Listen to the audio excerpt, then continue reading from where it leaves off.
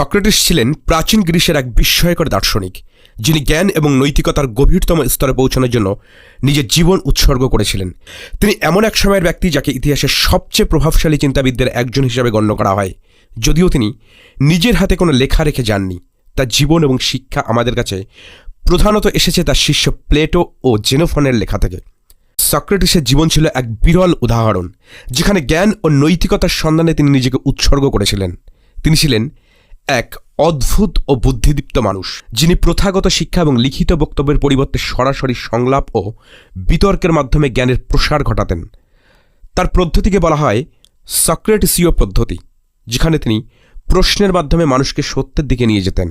এভাবে তিনি নিজের শিক্ষার্থীদের মধ্যে এক ধরনের যুক্তি, তর্ক ও বিশ্লেষণের চিন্তা জাগিয়ে তুলতেন, যা আজও আইন, দর্শন এবং নীতিশাস্ত্রে বহুল ব্যবহৃত হয়। তবে সক্রেটিস ছিলেন বিতর্কিত এক ব্যক্তি। তিনি এথেন্সের তরুণ সমাজের মধ্যে এক নতুন চিন্তাধারা সৃষ্টি করেছিলেন, যা অনেক সময় প্রভাবশালী নাগরিকদের মনে অস্বস্তি তৈরি করেছিল। এথেন্সের গণতন্ত্র তখন এক নাজুক অবস্থায় ছিল।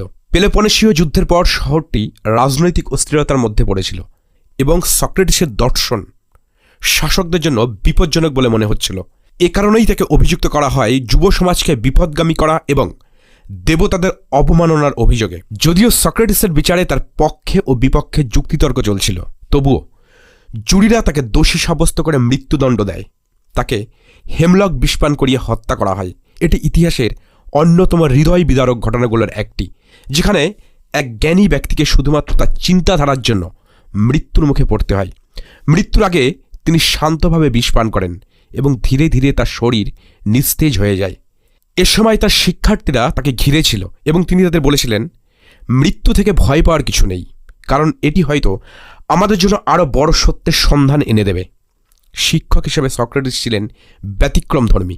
তিনি কখনো টাকা নিয়ে শিক্ষা দিতেন না, বরং রাস্তায়, বাজারে কিংবা যে কোনো প্রকাশ্য স্থানে দাঁড়িয়ে মানুষের সঙ্গে আলোচনা করতেন। তার চিন্তাভাবনার গভীরতা এবং যুক্তির তীক্ষ্ণতা ছিল অভূতপূর্ব। তিনি কখনো কাউকে সরাসরি কিছু শেখানোর চেষ্টা করতেন না, বরং এমনভাবে প্রশ্ন করতেন যাতে তার ছাত্ররা নিজেরাই সত্যের সন্ধান পায়। তার সবচেয়ে বিখ্যাত ছাত্রদের মধ্যে ছিল প্লেটো, যিনি সক্রেটিসের আদর্শকে ধারণ করে পরবর্তীতে এক বিশাল দার্শনিক চিন্তাধারার ভিত্তি গড়ে তুলেছিলেন। প্লেটো তার সংলাপগুলির মধ্যে সক্রেটিসের শিক্ষা সংরক্ষণ করেন এবং পরবর্তীকালে তার শিষ্য অ্যারিস্টটলের মাধ্যমে এই জ্ঞানের ধারা আরও বিস্তৃত হয়। সক্রেটিসের প্রভাব শুধুমাত্র দর্শনের মধ্যেই সীমাবদ্ধ থাকেনি। আইন, রাজনীতি, নৈতিকতা এবং শিক্ষার ক্ষেত্রেও তার অবদান অপরিসীম। সক্রেটিস সম্পর্কে কিছু ইন্টারেস্টিং বিষয় হলো, তিনি শারীরিকভাবে ছিলেন খুবই সাধারণ দেখতে, কিন্তু তার মানসিক শক্তি ছিল অসাধারণ। তিনি প্রায়শই খালি পায়ে হাঁটতেন এবং তার পোশাক ছিল অত্যন্ত সাধারণ। তিনি বিশ্বাস করতেন যে সত্যিকারের সুখ আসে আত্মিক উন্নতির মাধ্যমে, বাহ্যিক উপকরণ থেকে নয়। তার বিখ্যাত উক্তিগুলির মধ্যে অন্যতম হল, আমি জানি যে আমি কিছুই জানি না, যা তার দার্শনিক দৃষ্টিভঙ্গির মূল ভিত্তি হিসেবে বিবেচিত হয়। তিনি মনে করতেন প্রকৃত জ্ঞানের প্রথম ধাপ হল নিজের অজ্ঞতাকে স্বীকার করা। তার আরেকটি অনন্য দিক ছিল তার আত্মনিয়ন্ত্রণ ক্ষমতা। বলা হয় তিনি কখনো প্রচণ্ড রেগে গিয়ে উত্তেজিত হতেন না এবং তার স্ত্রীর কঠোর স্বভাবের প্রতিও ধৈর্যশীল ছিলেন। একবার তার স্ত্রী জেনথিপ্পি তার উপর রেগে গিয়ে এক বালতি জল ঢেলে দেন, কিন্তু সক্রেটিস মজা করে বলেন, বজ্রপাতের পর বৃষ্টি হবেই। তার বিচার প্রসঙ্গে আরেকটি চমকপ্রদ বিষয় হল, তিনি চাইলেই পালিয়ে যেতে পারতেন। তার বন্ধু ও শিষ্যরা তাকে পালানোর সুযোগ দিয়েছিলেন, কিন্তু তিনি বলেন যে আইনকে অমান্য করা উচিত নয়, এমনকি যদি তা অন্যায়ভাবেও প্রয়োগ করা হয়।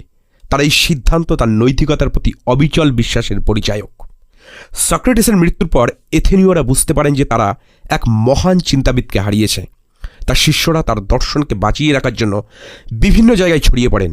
প্লেটো পরবর্তীকালে একাডেমি প্রতিষ্ঠা করেন, যা পশ্চিমা বিশ্বের প্রথম বিশ্ববিদ্যালয় হিসাবে পরিচিত। সক্রেটিস কেবল একজন দার্শনিক ছিলেন না, তিনি ছিলেন এক বিপ্লবী চিন্তানায়ক, যিনি চিন্তার মাধ্যমে মানুষের দৃষ্টিভঙ্গি পরিবর্তন করতে চেয়েছিলেন। তার জীবন ও মৃত্যু এক মহৎ শিক্ষার প্রতীক হয়ে আছে, যা প্রজন্মের পর প্রজন্ম ধরে মানুষের মধ্যে আলো ছড়াবে।